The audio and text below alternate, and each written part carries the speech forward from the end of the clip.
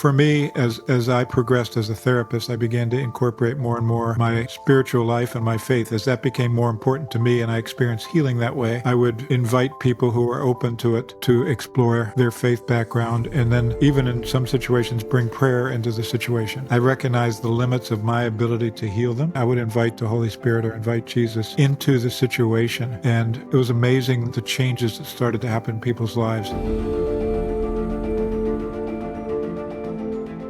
Well, we have a treat today for today's episode of the Lila Rose podcast. Welcome back, everybody. We're going to be talking with Dr. Bob Schuchts, who spent 30 years as a therapist, is the author of 7 books, and is the founder of the JPII Healing Center. Dr. Schuchts has done a lot of work specifically on healing from wounds. Childhood wounds, spiritual wounds, sexual wounds, and helping people discover true healing and freedom. So we're going to get into all things therapy, healing, all the things that we've talked about sometimes on the podcast, but from a lens of how do we actually pursue wholeness. Before getting into the interview with Dr. Schuchts, I want to mention our awesome sponsor, 7 Weeks Coffee. 7 Weeks Coffee, as I've shared with you guys, is what I drink every morning. I love 7 Weeks Coffee. My husband and I drink it because this is gourmet, organic, low acid, delicious coffee that is funding the pro-life movement. So 10% of all 7 Weeks Coffee goes back to the pro-life movement to support pregnancy resource centers. I just got the latest numbers, and they've given over $150,000 to pro-life resource centers that are helping mothers, children, and families in need. So when you drink 7 Weeks Coffee, you are supporting the pro-life movement as you enjoy a delicious cup of your favorite hot coffee. So check out 7weekscoffee.com, make your order today, use the code Lila to get 10% off your first order. That's 7weekscoffee.com. Our next sponsor is EveryLife. I love this company. As a young mom, EveryLife has the diapers that I need that are best quality. They're made very toxin-free, so they're really careful in their sourcing of the diaper. They're a cute brand, but not just a great diaper. It's not just this is an excellent diaper that's as good as any diaper you're going to find in the grocery store. EveryLife supports the pro-life movement. It is a pro-life diaper company, the first of its kind. It supports pro-life organizations like Your Own Live Action, so it's helping save lives, and it's a fantastic diaper. So there's no reason not to get, for the little ones in your life, EveryLife diapers. Go to everylife.com, use the code Lila10 for 10% off your order. You can do the bundle to get a discount to get a monthly subscription. everylife.com, check out America's pro-life diaper. Thank you so much, Dr. Schuchts, for joining the show. Yeah, thank you, Lila. I enjoy your show, the ones that I've watched over time, so thank you. Wonderful. Well, tell us a little bit, for those not familiar with your work, you also host a popular podcast. Tell us a little bit about your background. Okay, well, I was second oldest of 7 children, and a Catholic family where my parents ended up divorcing. And so it was a defining moment in what was otherwise a really secure childhood. And I think that had a big influence on my choosing the field of marriage and family relations and becoming a teacher and a therapist. With, you don't know at the time, but those things certainly influence you. So I spent a number of years teaching as a therapist, and early on got married in late college and had 2 daughters, and now I have 11 grandchildren. So our ministry, JPII Healing Center, is dedicated to just bringing healing to people. We have healing conferences, marriage, and every kind of different aspects of spiritual, psychological, emotional, physical healing. You shared in your best-selling book, Be Healed, which is an amazing book, about some of those moments in your childhood and the experiences that you had that would ultimately inspire you to start your ministry and get into therapy. Can you share a little bit more about, you mentioned your parents' divorce. Can you share a little bit about more about those events, how they shaped you and how they brought you into this field? Yeah, I describe my family as I was growing up as just very solid. I felt very secure and loved. No family's perfect, but I had a really solid sense of family, and it was extended family living close by. And so it really was shocking to find out that my dad was going to be leaving, my parents were going to get divorced, and found out that later that my dad was being unfaithful to my mom. And I loved my dad from the time I was little till the time he died 7 years ago. and so looking up to him as a role model, looking up to him as somebody I wanted to emulate, it really rocked my world in a pretty severe way. And even though I kept a faith, it rocked that too, because it was like, if this is what happens to my parents when they have a faith life, and this can happen, then what good is the faith life? And so that led me to a lot of searching and struggling to make sure what I could trust, what I could believe. For a while, I was just trusting myself and trusting my own ability to understand and figure things out, which probably led me into graduate school in this field. Talk to us a little bit about your work on wounds. So you've written a lot about a wound. What is a wound in a human being? How do you know what your wounds are? And then I want to hear, of course, your thoughts on how we can heal. Okay. Yeah, wound is just another word for trauma. Trauma is another word for wound. And there's good work by people who developed the life model who talk about type A and type B trauma. So the type A trauma is the A absence of the things that we needed. So even just affection, touch, discipline, a presence of two parents who love you, all that would be type A trauma or type A wounds. And then type B trauma are the things we typically think of as trauma, as a car wreck or a divorce or a parent dying at a young age or sexual abuse experience or something like that, where your world is shaken and it's more happens in a moment than you remember it in that way. And over time, as I was working with people and teaching, I ran across a list of wounds by Dr. Ed Smith. He's the one that founder of Transformation Prayer Ministry. And as I ran across that list, there was actually 8 of them. I saw in them a parallel to the 7 deadly sins that we talk about in the Catholic Church. And so I compiled it into a list of 7 deadly wounds. And they're ones that I had been hearing about, that I'd experienced, but never really saw a framework to look at those wounds. And so there are things like abandonment, rejection, betrayal, which creates fear, mistrust, hopelessness, shame, powerlessness, and confusion. And as I saw this list and began to look at its application, it was really helpful to give names to what most of us experience for some point in our life, and actually in a lot of places in our life. There's a popular book, I think have heard of it, called "The Body Keeps the Score," and Yep. it's by Bessel van der Kolk, I think is how you pronounce his name. But Yeah. it's the theory there is, even if you don't consciously think about what you experienced as a kid or even maybe as an adult, but often these are childhood experiences, your body experiences the trauma, even if your mind isn't comprehending it or thinking about it. What's your take on that approach to psychology, and how does that impact your work? Yeah, I find that to be very true. There's been brain research that's shown that every memory, even if we're not conscious of it, is stored in our brains. And what van der Kolk and others have said is that what's stored in our brains is also stored in our bodies. And so we carry around the trauma in our bodies, and it makes us susceptible to disease. It makes us susceptible to injury. It creates aches and pains and areas in our life. But the more severe the trauma, the more effect it has in the body. And so there's a lot of good therapies now that are working through what people experience in the body. And even in the Christian Catholic world, a lot of physical healing also has spiritual and emotional healing behind it. So what kind of school of thought informs your psychology? I mean, you've mentioned a few things, different types of trauma that you have studied and what you see the correlation between wounds of the 7 deadly sins. What would you say is the philosophy or the anthropology that underpins your approach to therapy?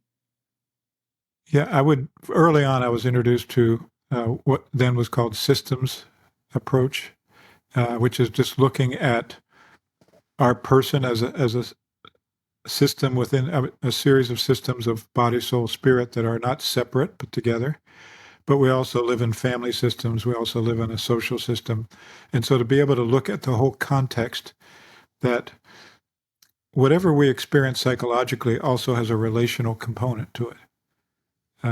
And, you know, there's not, things don't come out of nowhere. We internalize ways in which we've been treated. Even genetics, we're finding out, are patterns that may have happened in other generations relationally that then get stored in the body and get passed down to the next generations. That's an incredible thought, meaning if your grandparents or great grandparents, there was divorce or there was disease or suicide or other traumas, that affects us genetically. Yes. Is that theory? And then it affects us in other ways, physically and emotionally also. So I remember talking with a therapist one time, and we were discussing, the kinds of people that she sees. And there was this comment that they made, which was, an estimate. And this is, from a therapist who's practicing. So they're seeing people that need her help. But she said something to the tune of, 80% of people, she would say, would be benefited, at least 80% roughly, would be benefited from therapy. What are your thoughts on that? Meaning there's so many wounds, there's so much that, no one's perfect, no childhood is perfect, we are not perfect. And so in all of that mess, inevitably people need help. What's your take on that? Yeah, when I was growing up, there wasn't a lot of therapy available, and it was psychiatry. It was considered for only mentally ill people. But over time, and as our cultures changed, and as I've witnessed in my practice, I think everybody can benefit from therapy at some level, because it's who doesn't want somebody to really be able to give them undivided attention and listen to areas where they've struggled and be able to assist them in that process. And whether that's from a friend, or whether that's from a counselor or a therapist or a spiritual director, we all need that kind of accompaniment. And so how we receive it can vary, but therapy is one way that's a safe environment to do that. I've heard the criticism from some that therapy is just, especially talk therapy, as I think it's called, is just, maybe a waste of time or over dwelling on the past. There's some people that really hate the idea of therapy. Maybe they have loved ones who think that they should go, but it feels like a stigma to go. They think, oh, I don't want to, something's not wrong with me. And what good will it be just talking to a shrink, would be the, colloquial way that they might think of it. What is your response to that?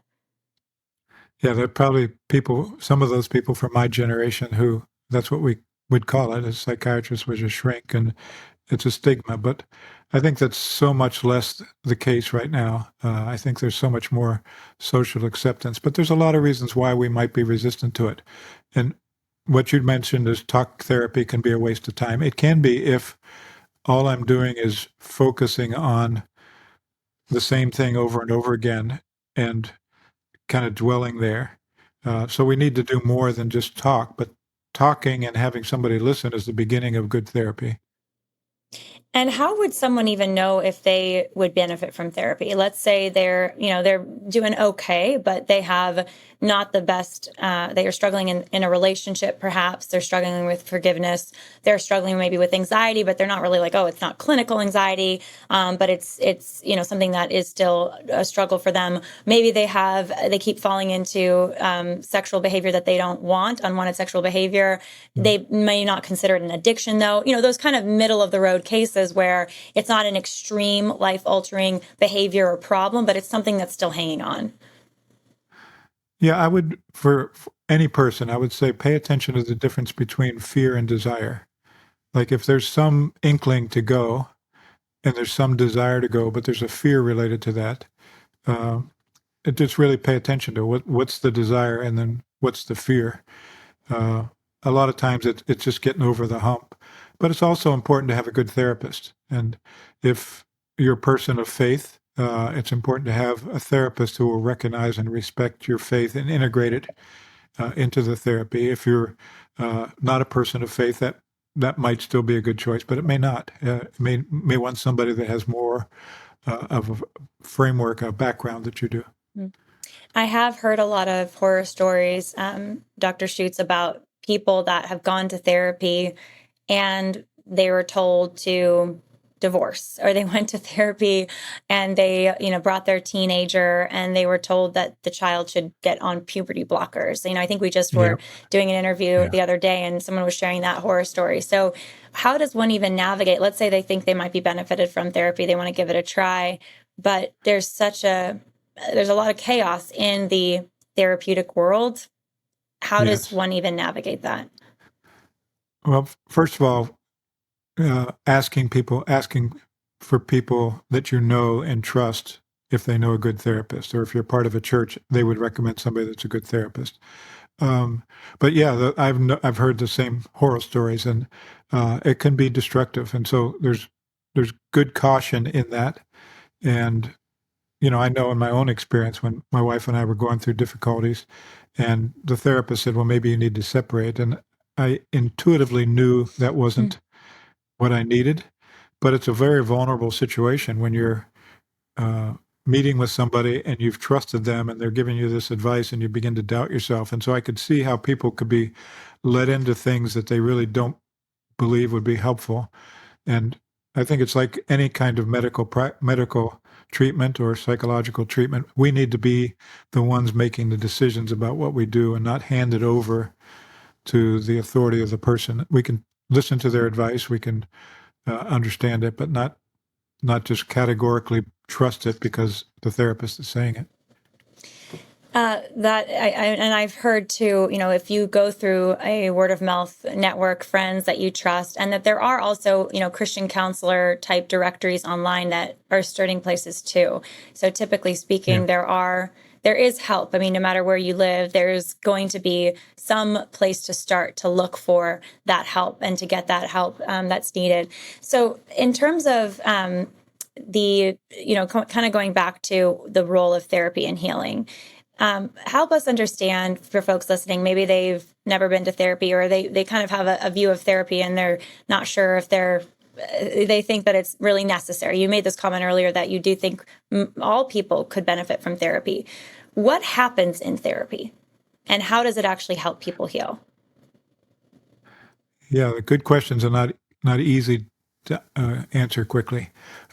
Take your time. The We've got first thing time. that Yeah, okay. The first thing that happens, in my experience at least, is I want to get to know the person, not just the problem. So I want to hear what the person loves, who the person loves, what the person believes, what they're desiring in therapy, and then to focus on, okay, what motivated them to come. So the beginning of it is just getting to know each other, and it's the same on their level of being able to develop a trust that they're going to be listened to, that they're not going to be told what to do or controlled, but they're going to be guided and helped.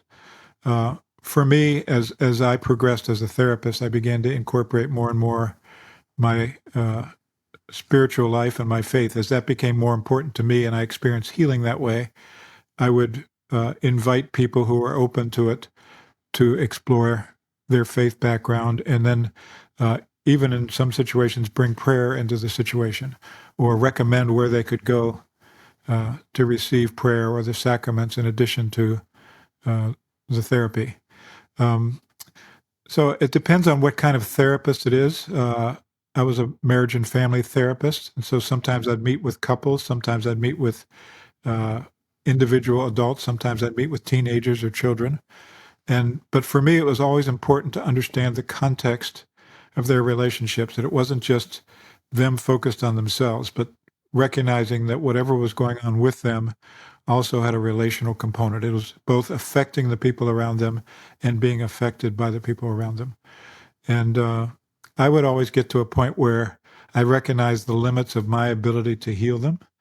And this is where the change happened in my practice over the years, and recognize that if a person was a person that was open in faith, and particularly if they were Christian, I would invite the Holy Spirit or invite Jesus into the situation.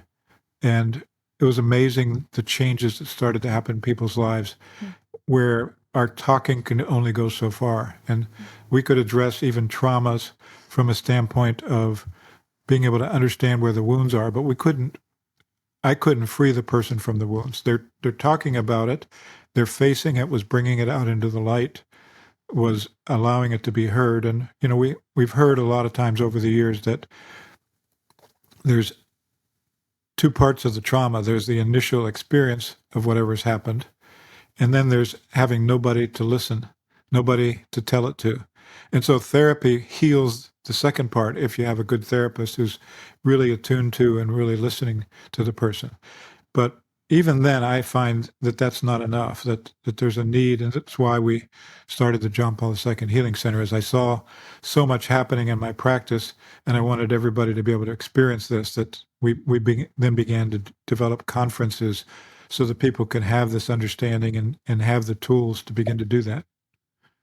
It's such an important distinction that you made between, yes, the event or the circumstances that created the trauma, the wound, versus just not having someone who sees you, hears you, empathizes with you, loves you in sharing that trauma. And so the therapist can help with that second piece, like you said, but that first piece, unrooting or healing that initial trauma, whether it was sexual abuse or divorce or abandonment or something, that is really the hardest part. And so talk to me a little bit maybe about an experience that you had with a patient, a client, that really opened your eyes to how can I successfully help this person reach full healing. You had some amazing stories in your book, Be Healed, and in many of your books.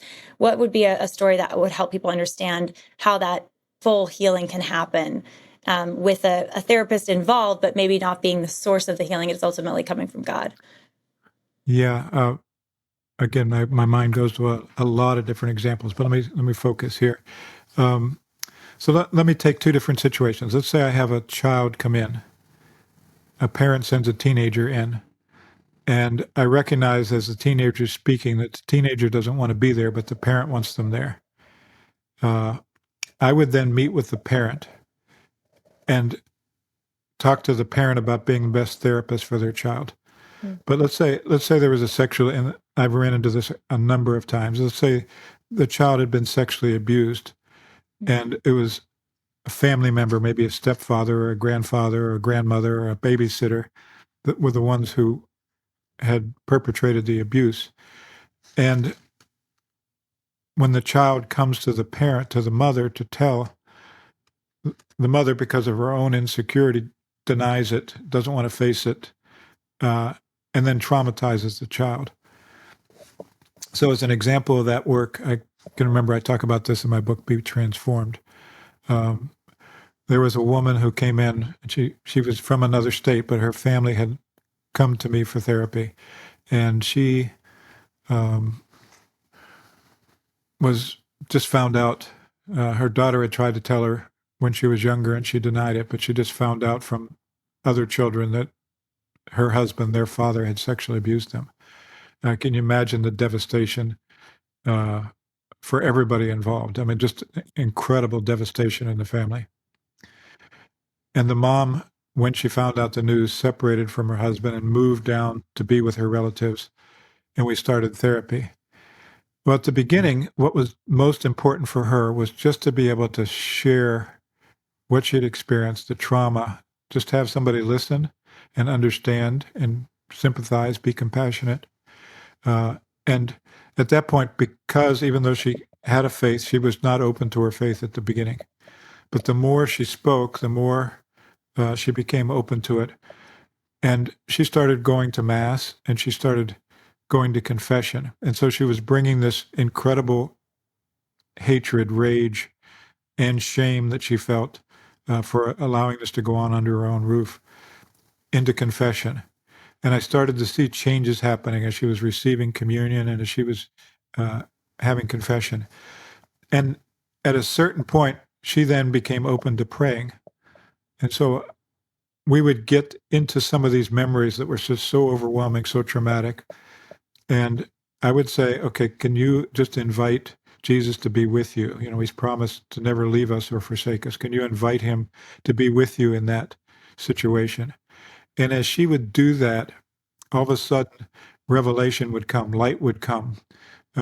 She could begin to see it. She could begin to forgive herself. She even got to a point where she could forgive her husband without reconciling with him, but have compassion for him, so much so that she invited him to come down and receive therapy. And when he came down, he was such a broken man. He finally, the secrets had been broken. He finally faced all that he had done with his daughters and to his wife. And he really hated himself. You know, there's a scripture passage: it is better for a millstone to be put around your neck than to hurt one of these little ones or cause one of these little ones to sin. And he said, that's what I deserve. I just deserve to be drowned in the bottom of the sea. And he was suicidal at that point. But Did he again, face prison time, Dr. Schuchts, for the sexual abuse? no, he didn't. It had happened many years earlier. Mm. And so there was the statute of limitations was over. But his wife also wanted his healing. You know, when she received her healing, she didn't want him to go to hell. She wanted him to be able to be reconciled with God. And so there was a long process of working with him to the point where he then could recognize that he needed God in his life. That was the thing that was really missing for him. That he needed forgiveness. He needed to be able to find healing for his daughters and his wife and his family. And so watching that process for him was just so beautiful, as he then went to confession for the first time. But even after he went to confession, he couldn't forgive himself. And he says, I won't forgive myself until my children can forgive me, which I said, that's noble, but it doesn't help them. Because if you can't forgive yourself, and we involve your children here, and they're hating you and you're hating yourself, you're going to get so stuck in your own self-hatred, you're not going to be able to help them heal.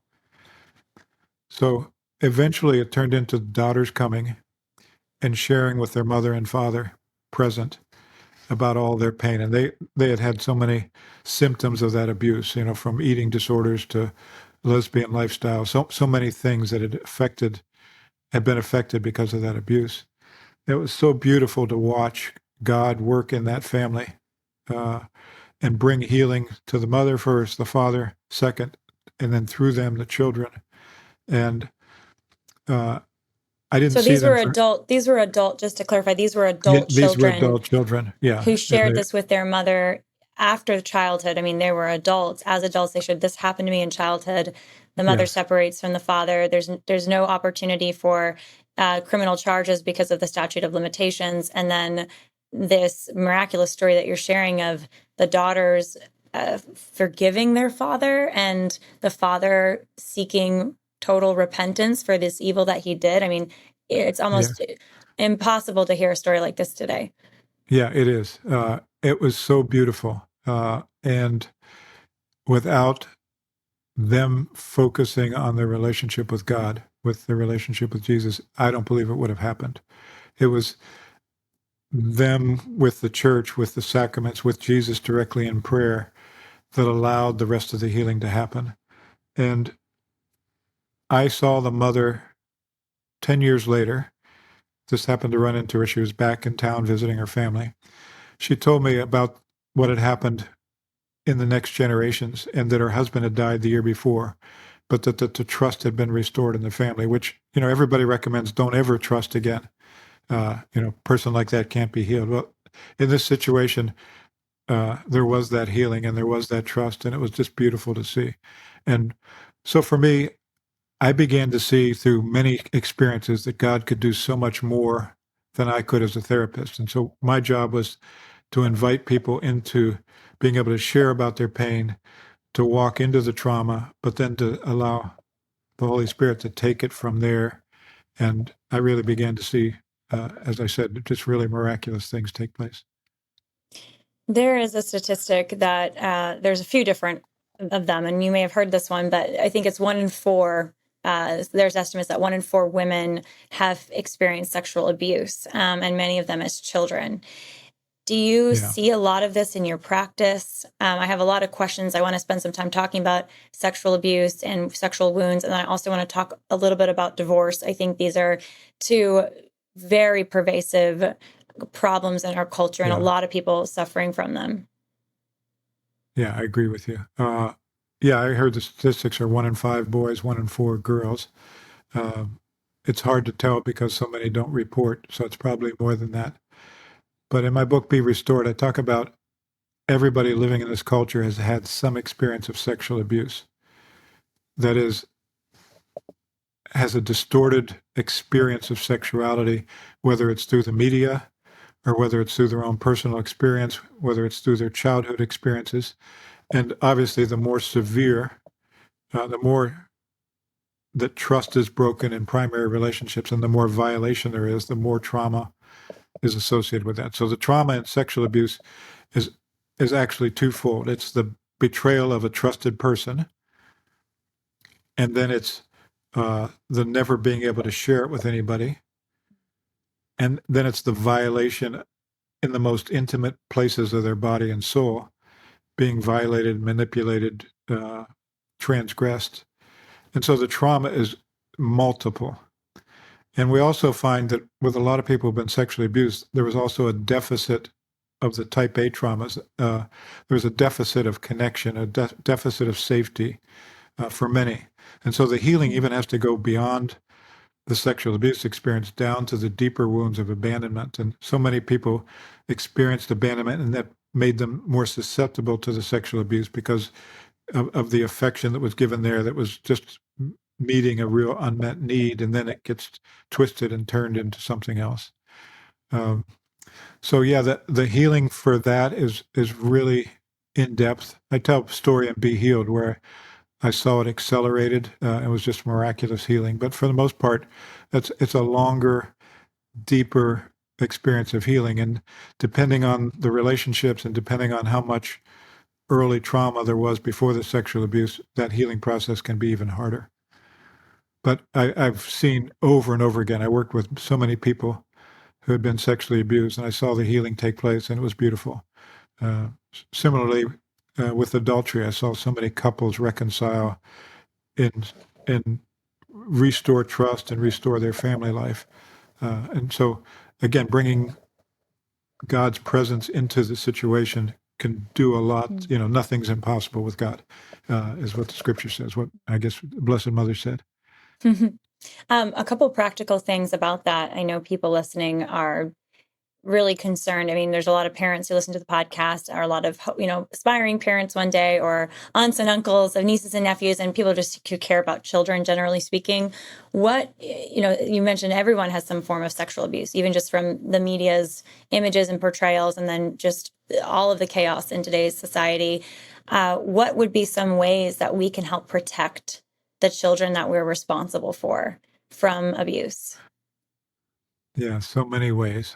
One is being really careful about media, what media children are exposed to, and at what ages.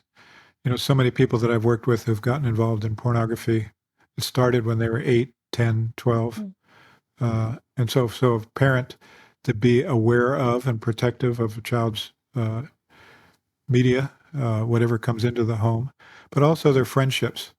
And there's nothing more important than a trusting relationship between parents and children. So it's the whole history of that child's relationship with the parent that allows them then to share if something happened at school or something happened with a relative, and it can be dealt with right away. If that trust isn't there, then the child's much more vulnerable.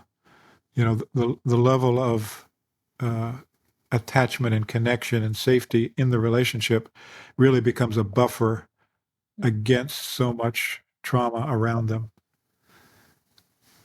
What are some of the things that you recommend to parents about developing that buffer of connection and communication? And connected to this, I also want to ask you about, children. I know a lot of stories of children. You know, one of my areas of work is exposing sexual abuse cover-ups happening. You know, sexual abuse of children that's happening in the cover-up of that abuse, and how children even talk to adults about what they're experiencing and how the adults respond. But first off, what would be some ways that parents or, people who care about kids can build a strong attachment and connection to their children? Well, I think it starts in the womb, and it's the parent's attitude towards the conception of the child is really critical, and the nurturing the child in the womb, eating emotionally, prayer for the child. But then from birth on, just the attachment to both parents. What we find is children who have a healthy attachment with both a mother and a father are much more protected than a child who has an attachment with one or the other. And so that's really critical. And I know this is a really painful issue in our culture, but really for moms to be able to be at home with their children as much as possible. We've gotten to a place because of so many factors where it's almost really difficult for mom to stay home. And so I'm not trying to create guilt, but it's really important for attachment, for those years to be with mom and dad, and mom primarily and dad secondarily, and with the siblings, and having meals together, having time where, uh, children can share what's happened during their day, having a parent that's there when the child gets home from school and the child isn't going to some after school program. But all of those things are really central for protection. But the other thing is just to be aware, even if a parent can't do some of those things, just an awareness to be able to look at your children and know them well enough to see where they're suffering, see where there's something bother them, and be respectful of their freedom, but also be creating an opportunity for the child to share, and letting the child know that when they do share, they're going to be respected after the sharing. The sharing's not going to be used in such a way it's going to hurt the child, because that becomes devastating too. You made a really interesting comment that I think is a hot debate, even in the sort of more conservative circles and certainly in culture today. And some people say it's not even worth debating because the jury's out, or the jury's in, and it's fine. Women belong in the workplace. Mothers belong in the workplace. They just need generous parental leave, come back after a few months, and then baby goes to daycare or baby goes to a nanny, and then they're all set. What's your perspective on balancing? Yeah, sometimes there's real economic needs a family has, and so there needs to be extra income brought into the family from a working mother, or just the mother. Like my case as an example, I'm doing some work outside the home. I get to work in the home a lot, but I'm doing this podcast as an example. What is your take on the right view of this, the right boundaries to have as a mother who's involved in other work to ensure that she's not sacrificing the crucial bond and nurture she owes to her children? Yeah, a really good question. And I want to make it clear, I'm not wanting any mom or dad to feel guilty about the life circumstance that they're in, or any shame about that. Uh, what I do say is, I think it is healthy work for a mom and a dad to be engaged in that puts the family as a priority. And so when Margie and I were having children, I was going through graduate school. We worked our schedule out so we could both be there as much as possible with our children. And Margie worked part-time and I worked part-time and went to school. With my children, and again, they have the opportunity to do this, but this was a priority. They've both been at home, but both my children have also worked in the ministry with us, the JPII Healing Center. My daughter Carrie has 9 children, and Amazing. she's a speaker.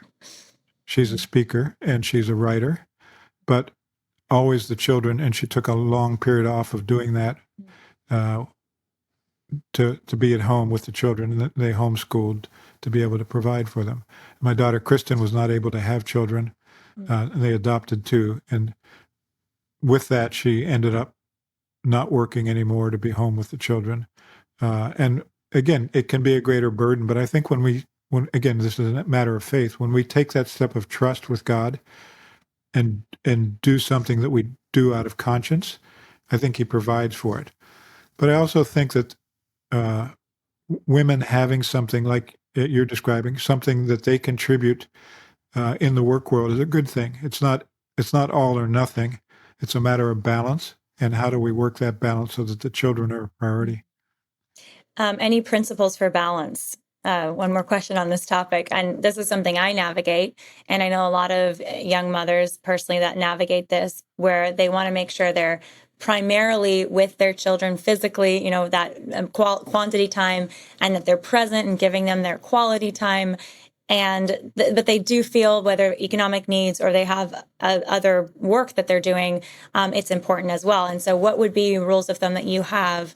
I don't know if you have these for navigating that and knowing, okay, this is too much or this is too little. And I understand there's a lot of gray area. It's prudential for families, but what are some principles that you recommend? Well, I don't so much have ground rules as much as knowing your children and knowing your family life and knowing when your children are suffering because of a separation from their parents. If children are secure, I'll give you an example. When we were in student housing, then our next door neighbors, both parents worked, where Margie and I, one of us were there with our children. And the little boy would come home at 6 o'clock with his parents, and he was the same age as my daughter. And he would just cry for an hour as his mom was fixing the meal. She needed to do that, and there was a lot going on. And again, no condemnation of their situation. It was just very painful to see his pain of just finally getting back with his family and still feeling like there's so much that had to take place. It's so much harder for a mom, particularly to care for children, to care for a home. Even if parents are sharing that responsibility, it's so much harder on the woman. I actually did my dissertation of the changes that happened in a family with the transition to parenthood. And one of the things that I found is the husband's work went up twice as much, the work at work and at home, where the mother's work went up 4 times as much. Wow. So a common fight that would go on is the wife saying, "I'm overwhelmed, I need your help." And the husband says, "What do you mean you need my help? I'm doing twice as much as I was before." And she says, "Well, it's not helping." That kind of dynamic. And we can understand it. That's just a natural situation. But what I found in the research is that those couples where both parents were working full time had a more difficult transition to parenthood than the ones that were able to take a leave or were working part time. And again, those are crucial months. And, we say, well, we'll have 3 months leave. But the biggest attachment period for a child is from 6 to 12 months. And I think before 3, the best caregiver for a child is the mom and the dad. And a grandmother would be a close second, or aunt who's very much involved in the family, but someone where there's going to be ongoing attachment to. Having attachment to a daycare worker really doesn't help that child's adjustment with the family. It's, I know, hard for some people to hear that, but it's also so important. I mean, this is the classic problem in our culture today is that kids are not getting the priority. They're with abortion, they're certainly not the priority. They're actually being killed and thrown away. And then, we have a very adult-centric culture as opposed to a child-focused culture where we're in this project together to help build up the next generation. Yeah, and we've all bought into it in such a way because of the pressures in the culture. So it's really difficult to turn the tide and come back and go in the other direction. And again, it's not saying that there shouldn't be good, healthy work for both men and women in the family. It's just, where is the attachment focus? And one of the things when I studied the whole history of the family and the changes that took place in the 60s, 70s, and 80s, some of the writers who were more radical feminists would say, we need to not have our children attached to us. We need to make sure that our children don't attach to us, because if they do attach to us, they're going to lessen our capacity to be equal in the workplace, to have an equal standing. And that's fine from the standpoint of the mom working, but it's not fine for the child. A child who doesn't have attachment with a mother is going to have all kinds of psychological issues later on, either detachment and not attached to anybody, or anxious attachment, where they're going to attach too much to people outside because they're in such need of that comfort.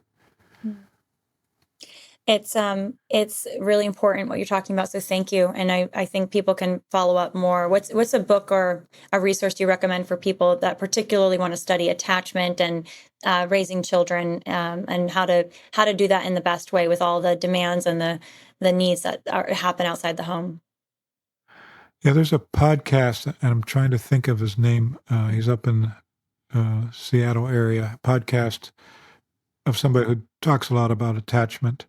Uh, I can't, some of the classic books are Ainsworth and Bowlby, but I can't think of a good book that I would recommend. Maybe The Life Model would be a good book, looking at the developmental needs. And in my book, Be Restored, I have a chapter talking about human development, and that might be helpful also.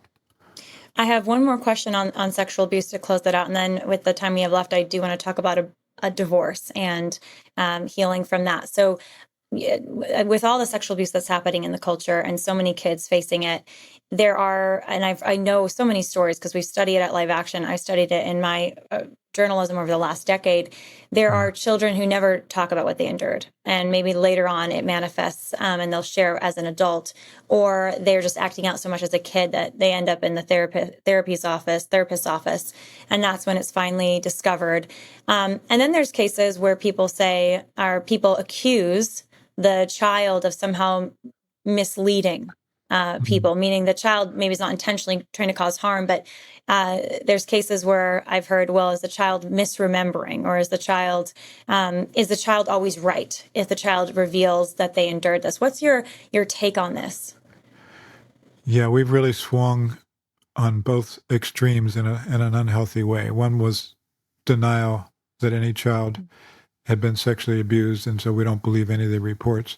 And then there came a point where reporting of sexual abuse became such that it could be used as a weapon by the child against a parent that they resented or against somebody else that they resented. And then there was all the false memory claims, which I think were mostly not legitimate. They were just manipulations in court to keep the child quiet, to protect the abuser from being arrested. Meaning, if a child shares that memory of being abused and it's used in a court case, when the opposing side says, well, their child is just inventing that and misremembering that, you're saying that's actually not the case. The child's not going to be up there lying about a memory. They're telling the truth. Yeah, unless it's being used to manipulate and punish the parent for some reason. But again, what's happened that they want to do that? And that's pretty rare. Is that pretty rare in your experience? Yeah, in my own personal experience, that's not very often. I've seen it maybe once or twice. So typically, if there's a revealing from a child of any kind, or even an adult talking about their childhood, you found that 99.9% of cases, they're telling the truth. This is a real serious thing that needs to be addressed. Yeah, I'm usually very slow with somebody who's revealing a memory that's been repressed till I validate the process of them expressing it and facing it and walking through it. But before they take the next step, I want them to have a real confidence that the memory is real and that they have validation. And usually there'll be validation of it in lots of ways. But, sometimes people can be influenced by something they read or something they watched on TV or something like that. And it explains for them why they have this resentment towards a parent. And it may or may not be that there was sexual abuse there. But I would say my principle as a therapist was twofold. One is always trust what the person's telling me until we find out it's not true, but never trust it until we find out it's true. So it's trusting in the process. Let's keep going until you know. But let's keep going, because no child wants to face that trauma. And so when you see somebody beginning to uncover deep trauma like that, the level of pain that they're in, the level of fear that they're in, the level of their whole body shaking, they're not making, this isn't an act. There's some trauma there that you need to listen to. And we just want to create a safe environment to draw it out as a therapist until they can know. and then they go from there. You mentioned, Dr. Schuchts, about divorce earlier, and in your life, the trauma of divorce led to you going on this amazing journey and building the center and building your practice, writing the books that you've written. It's incredible how God used a trauma to ultimately bring you to do so much good for other people. There's a popular cultural narrative today that divorce is not a big deal, that it actually can be Yeah. better for the kids to divorce if the parents are fighting or they don't really like each other. And I'm not talking about extreme situations of abuse. So I'm going to set that aside. If there's like abuse in the home where there's physical violence, where there's, emotional terrorizing happening, I'm not talking about that. I'm talking about we fell out of love, we're incompatible, there's an affair, those cases, which are the majority of cases today. Yeah, What is your those are the response to majority. that? Yeah, let me put it this way back in terms of the child's nature. So in the scripture, it talks about the two shall become one flesh, right? And that relationship between mother and father, that sexual intimacy, fully becomes one flesh when a child is born. When a child's conceived, then a child's born. But it's not just a physical reality. It's not just that the child carries both parents' DNA. It's the child carries both parents' affection and nurture and heart. And so when parents even begin to fight and the child feels the tension in the home, that child feels a tearing of their heart. And when a parent's divorce and that bond between mother and father is broken, the child actually gets a broken heart. Their heart is ripped apart.